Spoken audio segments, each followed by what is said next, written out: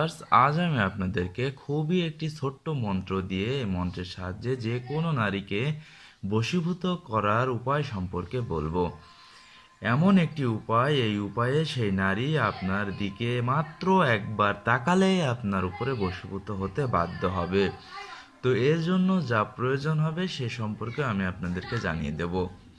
তো প্রথমেই আপনাকে একটি আসন বসাতে হবে, যে আসনে আপনার এই কাজটি করতে হবে, এবং অবশ্যই আসনে একটি প্রদীপ এবং ধূপবাতি জ্বালিয়ে নেবেন। তারপরে আপনাকে দুইটি জিনিস সংগ্রহ করতে হবে। তো চলুন দুইটি জিনিস কি কি তা আমি আপনাদেরকে স্ক্রিনে লিখে দেখিয়ে দিই।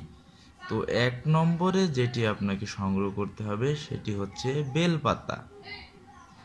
আপনাকে একটি বেলপাতা সংগ্রহ করতে হবে, একটি বেলপাতা হলেই হচ্ছে, একটি বেলপাতা। এবং 2 নম্বর যে জিনিসটি লাগবে আপনার কালো ছাগলের দুধ।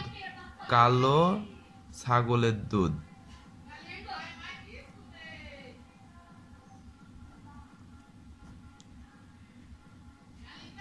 দেখতে পাচ্ছেন স্ক্রিনে আমি লিখে দিয়েছি বেলপাতা এবং কালো ছাগলের দুধ।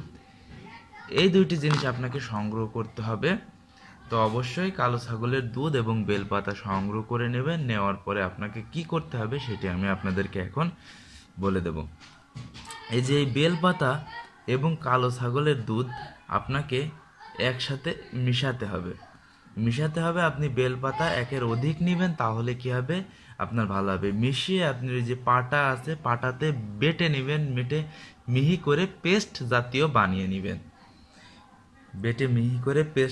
বানিয়ে নেবেন। নেওয়ার পরে যে মন্ত্রটি আপনাদেরকে বলে দেব, এই মন্ত্রটি 108 বার মনে রাখবেন। 108 বার পাঠ করে 3 বার ফু দিবেন ওই পেস্টে। এই যে বেলপাতা আর কালো ছাগলের দুধ দিয়ে যে পেস্টটি তৈরি করা হয়েছে ওই পেস্টে 3 বার ফু দিবেন 108 বার এই মন্ত্রটি পাঠ করে।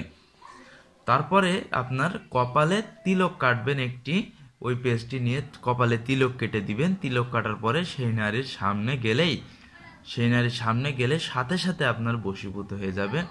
আপনি আপনার বান্ধবী বা বাড়ির পাশের যে কোনো বিবাহিত যুবতী কুমারী নারীকে আপনি এই মন্ত্রের সাহায্যে বশীভূত করতে পারবেন। তো চলুন মন্ত্রটি আমি আপনাদেরকে এখন বলে দিই।